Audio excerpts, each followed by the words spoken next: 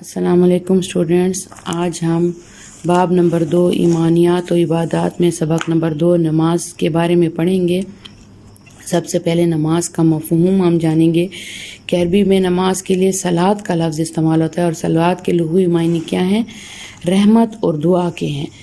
इस्तिलाही मायने क्या हैं? इस्लामी इस्तिलाह में इससे मुराद अल्लाह ताला की इबादत का मुकर्रर तरीक़ा है। ये वो इबादत है जो दिन रात में मुसलमान अल्लाह की खुशनुदी के लिए 5 मरतबा फ़र्ज समझ कर अदा करता है। यानी नमाज के लिए अरबी में किस चीज़ का लफ्ज़ इस्तेमाल हुआ है? सलात का लफ्ज़ इस्तेमाल हुआ है। और सलात के लुग़वी मायने क्या हैं? रहमत और दुआ करने के हैं। और इस्लामी इस्तिलाह में ये इबादत का ऐसा अल्लाह ताला की तरफ से मुकर्रर करदा तरीक़ा है जिसको मुसलमान अल्लाह ताला की खुशनुदी हासिल करने के लिए दिन में 5 मरतबा फ़र्ज समझकर अदा करते हैं। ये नमाज का मफ़हूम हो गया। और उसके बाद नमाज की अहमियत और फजीलत क्या है। आपको पता है कि दीन इस्लाम के अहम अरकान में से दूसरा, ये आप पहली जमात से पढ़ते आ रहे हैं कि दूसरा अहम रुकन जो है वो क्या है? नमाज है। नमाज बदनी इबादत है, यानी बदन की इबादत है और तमाम अल्हामी मज़ाहिब का हिस्सा बनी रही है। यानी और जो मज़ाहिब हैं उनमें उनका भी हिस्सा है कि उनके मज़ाहिब में अपने तरीक़े के मुताबिक नमाज अदा की जाती थी। दीन इस्लाम में ये हर आक़िल व बालिग़ पर दिन रात में 5 मरतबा फ़र्ज़ है। अल्लाह ताला का इरशाद है, बेशक नमाज मोमिनों पर वक्त की पाबंदी के साथ फ़र्ज़ की गई है। यानी नमाज फ़र्ज़ तो है लेकिन अपने औकात पर, जो नमाज के औकात बताए गए हैं उसके मुताबिक नमाज को अदा करना मुसलमानों पर फ़र्ज़ किया गया है। तो वक्त की पाबंदी के साथ फ़र्ज़ की गई है का मतलब ये है कि अपने औकात पर। हुज़ूर पाक सल्लल्लाहु अलैहि वसल्लम, अच्छा नमाज के बारे में जो कुरान पाक में है वो तकरीबन 50 आयत ऐसी हैं जिनमें लफ्ज़ सलात के साथ इसके क़याम का भी हुक्म आया है। और हुज़ूर पाक सल्लल्लाहु अलैहि वसल्लम की कई अहादीस हैं नमाज के बारे में। तो नमाज की अहमियत का अंदाज़ा में इस बात से हो जाता है कि कुरान पाक में 50 से ज़ायद आयत हैं तो नमाज के बारे में जिनमें हुक्म दिया गया है। एक और मकाम पर कुरान मजीद में हुक्म दिया गया वाक़िमुस्सलाता, और नमाज कायम करो। नमाज दीन का सतून है और इस्लाम के निज़ाम में तरबियत का अहम ज़रिया है। मोमिनीन और मुत्तकी लोगों की सिर्फ नमाज कायम करना है। नमाज की अहमियत का अंदाज़ा इस बात से लगाया जा सकता है कि नबी करीम सल्लल्लाहु अलैहि वसल्लम ने इरशाद फरमाया, ईमान और कुफ्र में फ़र्क करने वाली चीज़ नमाज है। सही मुस्लिम की ये हदीस है। ईमान और कुफ्र में फ़र्क करने वाली चीज़ नमाज है। यानी एक ऐसा मुसलमान जो कि सिर्फ नाम का मुसलमान है और नमाज अदा नहीं करता तो समझ ले कि वो कुफ़ार की फ़हरिस्त में शामिल हो जाएगा। ये कितनी बड़ी हदीस है। आप लोग अगर सिर्फ इस एक हदीस को भी अपने दिमाग में डाल लें और इस पर गौर करें कि ईमान, हुज़ूर पाक सल्लल्लाहु अलैहि वसल्लम ने क्या फरमाया है कि ईमान और कुफ्र में फ़र्क करने वाली चीज़ नमाज है। यानी मुसलमान तो है एक शख्स और नमाज अदा नहीं कर रहा तो वो समझ ले कि वो काफिरों की फहरिस्त में शामिल हो गया है। अच्छा, आप सल्लल्लाहु अलैहि वसल्लम ने एक और जगह फरमाया, जब तुम्हारी औलाद 7 साल की उम्र को पहुंच जाए तो उन्हें नमाज का हुक्म दो और जब 10 साल की हो जाए तो नमाज में कोताही करने पर इनकी सरजनिश करो, यानी इनको सज़ा दो। जब 10 साल की उम्र को वो पहुंच जाए और नमाज अदा ना करें। 7 साल की उम्र से एक बच्चे पर नमाज फ़र्ज़ हो जाती है और उसके बाद अगर वो नहीं पढ़ता, इसमें कोताही करता है तो हुज़ूर पाक सल्लल्लाहु अलैहि वसल्लम ने खुद, जबकि आप रहमतुल लिल आलमीन थे लेकिन फिर भी आपने 10 साल की उम्र तक हो जाने के बाद जो बच्चा नमाज अदा नहीं करता हो तो उसको सज़ा देने का हुक्म दिया है हुज़ूर पाक सल्लल्लाहु अलैहि वसल्लम ने। प्यारे नबी सल्लल्लाहु अलैहि वसल्लम ने खुद भी सारी ज़िंदगी इस पर अमल किया और हमेशा इसकी तलकीन भी करते रहे। अब्दुल्ला बिन मसूद रज़ियल्लाहु तआला अन्हु फरमाते हैं, मैंने रसूल सल्लल्लाहु अलैहि वसल्लम से सवाल किया, अल्लाह के रसूल कौन सा अमल अफजल है? आप सल्लल्लाहु अलैहि वसल्लम ने फरमाया, मुकर्ररा वक्त पर नमाज अदा करना, यानी अव्वल वक्त में नमाज अदा करना। जो ही अजान हो तो औरतों के लिए घरों पे अव्वल वक्त में नमाज अदा करें और जो मर्द हैं वो मस्जिद में जाकर नमाज अदा करें। यानी अजान से 5-1 मिनट पहले वो पहुंच जाएं मस्जिद में और वहां जाकर नमाज अपने अव्वल वक्त में अदा करें। اچھا، اسی طرح باجماعت نماز ادا کرنے کا ثواب گھر میں ادا کی گئی نماز کی نسبت کئی گنا زیادہ ہے۔ حضور پاک صلی اللہ علیہ وسلم کے وصال کے وقت آخری وصیت نماز کے بارے میں فرماتے رہے، مرنے کے بعد نمازی کے بارے میں سب سے پہلے سوال کیا جائے گا۔ یہ بندگی کا بہترین ذریعہ ہے، اسے جسمانی روحانی طہارت حاصل ہوتی ہے۔ ایک بار نبی کریم صلی اللہ علیہ وسلم نے صحابہ سے پوچھا، اگر تم میں سے کسی کے دروازے کے سامنے نہر بہہ رہی ہو جس میں روزانہ 5 مرتبہ نہاتے ہو تو بتاؤ اس کے جسم پر میل کچیل باقی رہ جائے گا؟ صحابہ نے عرض کیا، نہیں۔ آپ نے فرمایا، یہی حال 5 وقت کی نمازوں کا ہے۔ اللہ تعالیٰ ان نمازوں کے ذریعے گناہوں کو مٹا دیتا ہے، یعنی جو بھی آپ نے گناہ کی ہوں تو اس سے اللہ تعالیٰ نماز پڑھنے کی وجہ سے ان تمام گناہوں کو مٹا دیتا ہے اور آپ کے جسم کو پاک صاف کر دیتا ہے۔ اب آ جاتے ہیں، اب یہ اس سے تو آپ نے نماز کے مفہوم کا بھی اندازہ لگا دیا کہ عربی میں نماز کے لیے کس چیز لفظ استعمال کیا گیا ہے، صلاۃ کا لفظ استعمال کیا ہے، اس کے لغوی معنی رحمت اور دعا کے ہیں۔ یہ اللہ تعالیٰ کی مقرر کردہ عبادت ہے، یہ وہ عبادت ہے جو دن رات میں مسلمان 5 مرتبہ فرض سمجھ کر اللہ کی خوشنودی حاصل کرنے کے لیے ادا کرتے ہیں۔ اس کے بعد نماز کی اہمیت اور فضیلت کے بارے میں آپ نے یہ جانا کہ اسلام کا ایک دوسرا اہم رکن ہے بدنی عبادت ہے، اور ہر عاقل اور بالغ پر دن میں 5 مرتبہ اپنے مقرر کردہ وقت کے مطابق ادا کرنا فرض ہے۔ اس کے بعد آپ نے قرآن پاک کے بارے میں پڑھا کہ 50 سے زائد جو ہیں وہ آیات ہیں موجود ہیں جو کہ نماز کے بارے میں ہیں اور اس کو اپنے مقرر کردہ وقت کے مطابق ادا کرنے کے بارے میں ہے۔ اس کے علاوہ آپ نے حدیث بھی پڑھی کہ حضور پاک صلی اللہ علیہ وسلم کی ایک سب سے اہم حدیث کی ایمان اور کفر میں فرق کرنے والی چیز جو ہے وہ نماز ہے۔ اس کے علاوہ آپ صلی اللہ علیہ وسلم کی ایک اور حدیث کے بارے میں آپ نے پڑھا کہ جب بچہ 7 سال کا ہو جائے تو اس پر نماز فرض ہو جاتی ہے، اور جب وہ 10 سال کا ہو جائے اور تب بھی نماز ادا نہ کرے تو والدین کو چاہیے کہ وہ اس کی سرزنش کریں۔ اور اس کے بعد آپ صلی اللہ علیہ وسلم کی ایک اور حدیث ہے کہ جس میں آپ نے ایک واقعہ بیان کیا کہ اگر آپ کے دروازے کے سامنے ایک نہر بہہ رہی ہے اور اس میں 5 وقت آپ نہائیں تو آپ کے جسم سے سارا میل کچیل صاف ہو جائے گا، تو صحابہ کرام نے فرمایا کہ جی ہو جائے گا، تو آپ نے فرمایا کہ یہی مثال نماز کی ہے کہ جب انسان 5 وقت کی نماز اس کے مقرر کردہ وقت کے مطابق ادا کرتا ہے تو اس کا جسم بھی گناہوں سے اس طرح پاک صاف ہو جاتا ہے اور اللہ تعالیٰ اس کے گناہوں کو مٹا دیتا ہے۔ یہ تو اہمیت اور فضیلت اور اس کا صلاۃ کا مفہوم ہو گیا۔ اس کے بعد نماز کے کچھ فرائض ہیں جس میں نماز ادا کرنے سے پہلے جسم، جگہ، لباس کا پاک ہونا، باوضو ہونا، نماز کا وقت ہونا، سطر کا چھپا ہونا، قبلہ رخ ہونا اور نیت کرنا ضروری ہے۔ انہیں شرائط نماز کہتے ہیں۔ نماز کے فرائض درج ذیل ہیں جن کو ترتیب سے ادا کیے بغیر نماز مکمل نہیں ہوتی۔ ان کو ارکان نماز بھی کہتے ہیں، فرائض نماز بھی کہتے ہیں اور ارکان نماز بھی کہتے ہیں۔ ان میں سے کسی ایک کا چھٹ جانا تو کیسا ہے کہ اس سے نماز نہیں ہوتی۔ پھر اس کے لیے بھی ایک اور حکم ہے کہ جن میں کوئی بھی ایک ارکان نماز مس ہو جائے تو پھر اس کے لیے سجدہ سہو ہے، وہ بھی میں آپ کو بتا دوں گی۔ سب سے پہلے میں آپ کو شرائط نماز کے بارے میں کہ جسم، جگہ اور لباس کا پاک ہونا، باوضو ہونا، نماز کا وقت ہونا، یعنی اگر فجر کی نماز ہے اور اس کا وقت ہے تو تب بھی وہ ادا ہوگی۔ سطر کا چھپا ہونا، سطر کے بارے میں آپ کو پتہ ہوگا کہ عورتوں کے لیے سر سے لے کر ٹخنوں تک جو ہے وہ اپنے آپ کو ڈھانپنا، سطر کا چھپا ہونا، اس سے یہ مراد ہے قبلہ رخ ہونا، قبلے کی طرف منہ کرنا اور نیت کرنا نماز کی۔ یہ شرائط نماز ہیں۔ اور اس کے بعد فرائض نماز یا ارکان نماز کون کون سے ہیں؟ سب سے پہلے تکبیر تحریمہ ہے۔ تکبیر تحریمہ نماز کا پہلا رکن ہے، اور اس میں کیا کیا جاتا ہے کہ دونوں ہاتھوں کو کانوں تک اٹھا کر اللہ اکبر کیا جاتا ہے، اور اس سے بندہ کیا ہو جاتا ہے؟ نماز کے اندر داخل ہو جاتا ہے اور دنیاوی کام اس پر حرام ہو جاتے ہیں۔ قیام دوسرا رکن جو ہے وہ قیام ہے۔ قیام کیا ہے کہ تکبیر تحریمہ یعنی اللہ کانوں تک ہاتھ اٹھا کر اللہ اکبر کہنے کے بعد قرات کے لیے سیدھا کھڑا ہو جانا کو کیا کہتے ہیں؟ قیام کہتے ہیں۔ پھر قرات کیا ہے؟ قیام کی حالت میں سورۃ فاتحہ اور قرآن مجید کے یعنی سورۃ فاتحہ کے بعد جب ہم کوئی دوسری سورت پڑھتے ہیں، قرآن کا کوئی حصہ پڑھتے ہیں تو اس کو قرات کہتے ہیں۔ پھر اس کے بعد چوتھا جو رکن ہے وہ کیا ہے؟ رکوع۔ نمازی قرات کے بعد اللہ اکبر کہتا ہوا دونوں گھٹنوں پر ہاتھ رکھ کر سر، گردن اور کمر کو متوازن حالت میں کرتے ہوئے جھکتا ہے، اسے رکوع کہتے ہیں۔ اس میں ایک تسبیح بھی پڑھی جاتی ہے جسے کیا کہتے ہیں؟ سبحان ربی العظیم، سبحان ربی العظیم، سبحان ربی العظیم۔ 3 بار گھٹنوں پر ہاتھ رکھ کر آپ کی کمر، سر، گردن اور کمر جو ہیں وہ ایک متوازن حالت میں رہتے ہیں اور یہ کلمات ہم ادا کرتے ہیں، اس کو رکوع کہتے ہیں۔ اس کے بعد کیا ہوتا ہے؟ رکوع کرنے کے بعد جب سیدھا کھڑا ہوتے ہیں تو اس کو قوما کہتے ہیں۔ جیسے آپ رکوع کے بعد سیدھے کھڑے ہوتے ہیں اور کہتے ہیں سمع اللہ لمن حمدہ ربنا لک الحمد، یہ قوما ہے۔ اور اس کے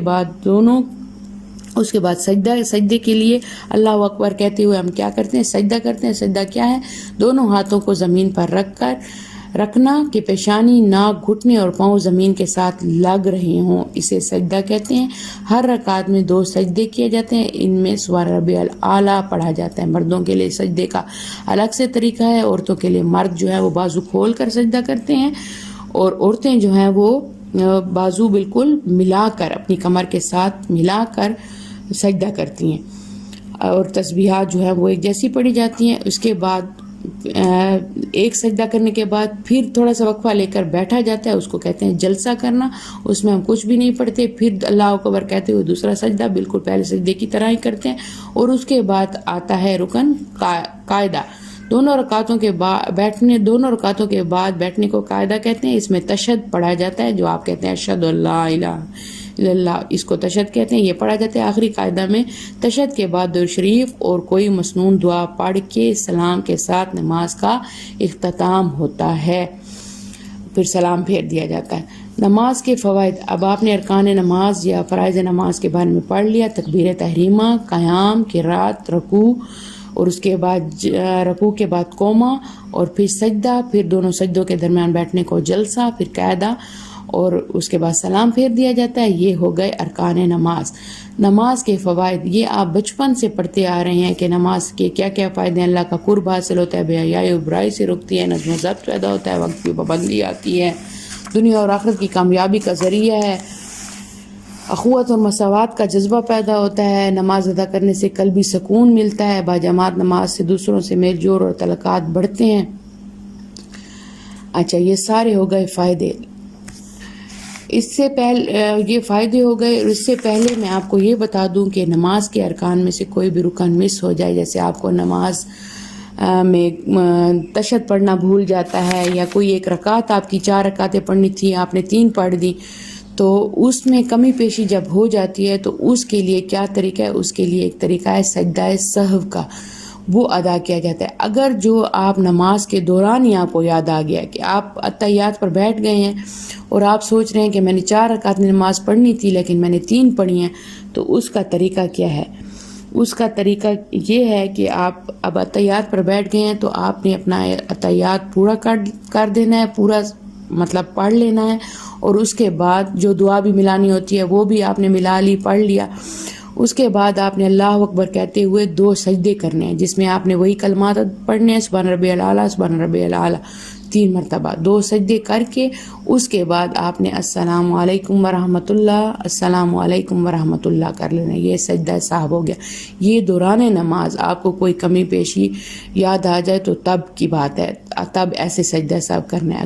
اگر سلام پھیرنے کے بعد آپ کو یاد آ گیا، یا کوئی آپ کے ساتھ نماز پڑھ رہا ہے اور اس نے آپ کو یاد دلایا کہ آپ نے تو 4 رکعت پڑھنی تھی، آپ نے 3 رکعت پڑھی ہیں اور 1 رکعت آپ کی رہ گئی ہے، تو آپ نے اس کے بعد کیا کرنا ہے؟ دوبارہ سے 1 رکعت کی نیت کرنی ہے، اور 1 رکعت پڑھ کر، ویسے تو ہم 1 رکعت کے بعد قاعدہ پر نہیں بیٹھتے، لیکن سجدہ سہو کرنے کے لیے چونکہ آپ کی 1 رکعت چھوٹی تھی تو آپ قاعدہ پر 1 رکعت پڑھنے قیام، رکوع، سجدہ کرنے کے بعد قاعدہ بھی پڑھ لیں گی، اور اس میں آپ درود شریف کے بعد کوئی مسنون دعا پڑھ کر، اور اس کے بعد آپ کیا کریں گی؟ 2 سجدے کریں گی، جیسے آپ نے پہلے کیے تھے، 2 سجدے کر کے پھر آپ نے سلام پھیر دینا ہے، تو یہ آپ کی وہ 1 رکعت بھی پوری ہوگی اور آپ کا سجدہ سہو ہو گیا۔ یہ طریقہ ہے، یعنی سلام پھیرنے کے بعد سجدہ سہو کا طریقہ اور نماز کے دوران سجدہ سہو کا طریقہ، دونوں طریقے میں نے آپ کو بتا دیے۔ اس میں نماز میں جو بھی کمی پیشی ہو جاتی ہے اللہ تعالیٰ اس کو معاف فرما دیتا ہے۔ یہ میں نے آپ کو سجدہ سہو کا طریقہ بتا دیا۔ اس کے بعد نماز کے فوائد بھی آپ کو پتہ چل گئے، اور اس کے علاوہ اللہ تعالیٰ اپنے بندوں کو بے شمار انعامات و اکرام سے نوازا ہے، جس کے لیے اس کا شکر ادا کرنا. آپ کو پتہ ہے کہ آپ کی زندگی میں اللہ تعالیٰ نے بے شمار نعمتیں آپ کو عطا کی ہیں. ان نعمتوں کا شکر ادا کرنے کا طریقہ یہ ہے کہ آپ 5 وقت کی نماز اپنے مقرر کردہ اوقات پر ادا کریں، جس کے آپ نے ابھی فائدے تو دیکھ لیے، 7 فائدے آپ کو ادھر بک ملے، لیکن اس کے علاوہ بھی اس کے بیش بہا فائدے ہیں. میں تو آپ سے یہی کہوں گی کہ آپ نے اگر دین اور دنیا کی بھلائی چاہتے ہیں آپ، تو آپ اپنے آپ کو 5 وقت نماز کا عادی بنا لیں. محنت کرنا تو آپ کا کام ہے. ابھی آپ کی زندگی میں مقصد کیا ہے؟ صرف اور صرف پڑھائی میں کامیابی کے لیے محنت کرنا تو آپ کا کام ہے. جو بچہ پڑھائی بھی کرے اور ساتھ ساتھ نماز بھی ادا کرے تو دیکھیں کہ کامیابی اس کے قدم چومے گی اور اس کو دنیا اور آخرت کی بھلائیاں اور کامیابیاں نصیب ہوں گی. تو آپ کو ایز اے طالب علم میں آپ سے یہ ریکویسٹ کروں گی کہ آپ صرف حضور پاک صلی اللہ علیہ وسلم کی اس حدیث کو اپنے سامنے رکھیں کہ ایمان اور کفر میں فرق کرنے والی چیز کیا ہے؟ نماز ہے. تو نماز کو اپنا ایسے بنا لیں کہ آپ جو ہے نا ہر حال میں نماز کی پابندی کریں. اور آپ کو پتہ ہونا چاہیے کہ جب اللہ تعالیٰ آپ کے والدین کو لمبی زندگیاں دے، لیکن ایک جو بچہ 5 وقت کا نمازی بن جاتا ہے تو وہ اپنے والدین کے لیے صدقہ جاریہ ہے. یعنی آپ کے والدین وفات پا جائیں گے اور آپ اگر نماز پڑھتے رہے، 5 وقت نماز کے عادی رہے، تو وہ آپ کے والدین کے لیے تا قیامت ایک ثواب کا ذریعہ بنا رہے گا. اس کا ثواب آپ کو تو حاصل ہو رہا ہے، لیکن آپ کے والدین کو تو آپ کیا یہ نہیں چاہیں گے کہ آپ کا جو ایک عمل ہے جس سے آپ کو بھی فائدہ پہنچ رہا ہے تو اس سے آپ کے والدین کو بھی تا قیامت فائدہ پہنچا رہے اور اس کی برکات ان پر بھی نازل ہوتی رہیں. تو اسی بات کو آپ سامنے رکھتے ہوئے آپ 5 وقت نماز کے عادی بن جائیں اور اس سے آپ کو دین اور دنیا کی کامیابیاں حاصل ہوں گی. یہاں تک ہمارا سبق ختم ہو گیا. اس کے بعد مشرق کی طرف آئیں تو آپ نے مناسب ترین جواب کا انتخاب جو ہے وہ سبق کی اچھی طرح ریڈنگ کر کے پڑھ کے 2 سے 3 دفعہ، اس کے بعد آپ نے یہ بک پر ہی کرنا ہے، کالم بھی آپ نے ملانے اور اس کے بعد مختصر سوالات پر آ جائیں. پہلا سوال ہے نماز کے لفظی اور اصطلاحی معنی لکھیں. لفظی اور اصطلاحی معنی کے لیے آپ یہاں سے شروع کریں گی. Page number 25. عربی میں نماز کے لیے صلاۃ کا لفظ استعمال ہوتا ہے سے لے کر 5 مرتبہ فرض سمجھ کر ادا کرتا ہے، یہاں تک. اچھا، اور اس کے بعد ہے نماز میں قیام کے سلسلے میں کیا رعایت دی گئی ہے. تو یہ بک میں نہیں ہے، میں آپ کو بتا دیتی ہوں کہ نماز میں قیام کے سلسلے میں کیا رعایت دی گئی ہے. قیام کہتے ہیں کھڑے ہو کر قرات پڑھنا. ابھی آپ نے ارکان نماز میں یہ پڑھی ہے بات. تو اس کے لیے یہ رعایت اسلام میں دی گئی ہے کہ اگر آپ سب سے پہلے تو آپ کھڑے ہو کر نماز پڑھیں، چاہے آپ کسی چیز کا سہارا لے کر نماز پڑھیں، لیکن آپ کھڑے ہو کر پڑھیں. اگر آپ بالکل بھی کھڑے نہیں ہو پا رہے کسی بیماری کی وجہ سے، کسی عذر کی وجہ سے، تو پھر آپ جو ہے بیٹھ کر نماز پڑھیں. اور اگر آپ بیٹھ کر بھی نماز نہیں پڑھ سکتے تو آپ جو ہے لیٹ کر نماز پڑھیں. لیکن کسی بھی حالت میں نماز کا چھوڑنا ممکن نہیں ہے. نماز جو ہے وہ فرض ہے اور اس کا ادا کرنا جب تک آپ کی زندگی ہے وہ ضروری ہے، 5 وقت کی نماز ادا کرنا. اچھا جی، اس کے بعد نماز کے ذریعے گناہوں کو معاف کرنے کی مثال حدیث شریف میں کس عمل سے دی گئی ہے؟ معاف کرنے کی مثال کس حدیث شریف میں دی گئی ہے؟ یہ حضور پاک صلی اللہ علیہ وسلم کی حدیث ہے. Page number 26. اس میں ایک بار نبی صلی اللہ علیہ وسلم نے صحابہ سے پوچھا، اگر تم میں سے کسی کے دروازے کے سامنے سے نہر بہہ رہی ہو یہاں سے لے کر، اللہ تعالیٰ ان نمازوں کے ذریعے گناہوں کو مٹا دیتا ہے. صحیح بخاری، صحیح مسلم. یہ بھی آپ نے ساتھ لکھنا ہے. اچھا جی، اس کے بعد ہے سوال نمبر 4.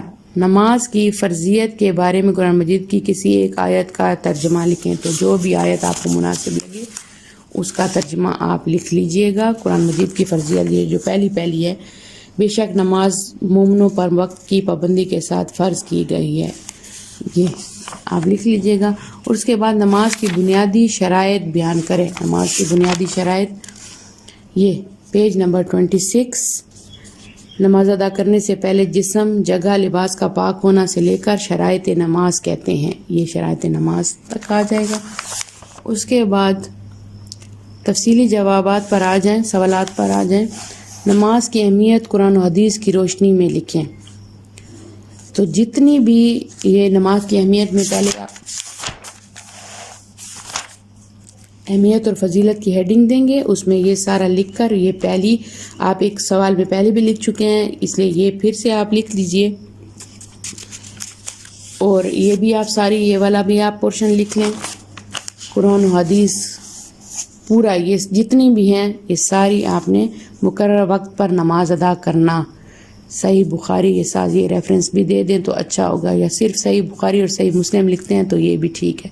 سنن ابی داؤد، صحیح مسلم، یہ سارا آپ لکھنے، اگر یہ آپ کو نمبرنگ یاد نہیں رہتی تو یہ کوئی نہیں ہے، لیکن آپ کو یہ پتہ ہونا چاہیے کہ کس اس کی حدیث ہے، صحیح بخاری کی ہے، صحیح مسلم کی ہے، کس کی ہے۔ تو یہ آپ نے آیات بھی اور حضور پاک صلی اللہ علیہ وسلم کی احادیث بھی آپ نے یہ لکھ دینی ہے، اہمیت اس طرح اس کی واضح ہو جائے گی۔ اس کے بعد نماز کے فرائض ترتیب کے ساتھ بیان کریں، اور تیسرا سوال ہے نماز کے فوائد تحریر کریں۔ نماز کے فوائد ادھر میرے خیال میں جو ہے وہ 7 دیے گئے ہیں، آپ نے 10 کر لینے ہیں، 3 اپنی طرف سے کر لیجئے گا۔ 10 فوائد آپ نے لکھنے ہیں نماز کے، اور فرائض نماز جو اس سے پہلے والا سوال ہے وہ یہ سارے ہیں۔ نماز کے فرائض 26 پیج پر ہے۔ نماز کے فرائض درج ذیل ہیں جن کو ترتیب سے ادا کیے بغیر نماز مکمل نہیں ہوتی، ان کو ارکان نماز بھی کہتے ہیں۔ یہ تکبیر تحریمہ، قیام، قرات، رکوع کے بعد آپ یہ بھی لکھیے گا، یہ کوما، اور پھر سجدہ، اور سجدوں کے درمیان کے بعد جلسہ بھی لکھیے گا، اور پھر قاعدہ آئے گا، اور پھر سلام ہوگا۔ یہ فرائض نماز ہیں۔ تو میں امید کرتی ہوں کہ آپ کو سمجھ آ گئی ہوگی۔ سجدہ سہو کے بارے میں بھی ایک کوشچن لکھتے ہیں تو بنا لیں، نہیں تو آپ کو سمجھ اگر آ گئی ہے تو اس کو ادا کرنا بھی آپ کو آنا چاہیے۔ سجدہ سہو ٹھیک ہو گیا، میں نے آپ کو زبانی بتا دیا۔ قیام کے بارے میں بھی میں نے آپ کو زبانی بتا دیا گا، اگر آپ سرچ بھی کر لیتے ہیں تو اچھی بات ہے۔ نماز میں قیام کے سلسلے میں کیا رعایت دی گئی ہے تو اس کو بھی آپ جو ہے وہ لکھ لیجئے گا کاپیوں پر۔ مختصر سوالات کو بھی اس کو اپنے الفاظ میں لکھیے گا، دوسرے سوال کو جیسے کہ میں نے آپ کو بتایا، اور باقی سارے سوالات تفصیلی بھی اور مختصر سوالات آپ نے کاپی پر کرنے ہیں۔ اور یہ والا پورشن جو مناسب جواب کا صحیح مناسب ترین جواب کا انتخاب ہے وہ بھی، اور کالم میچ دا کالم جو ہے وہ بھی آپ نے بک پر کرنا ہے، اور مختصر سوالات تفصیلی سوالات آپ نے کاپی پر حل کرنے ہیں۔ بہت شکریہ، اللہ حافظ۔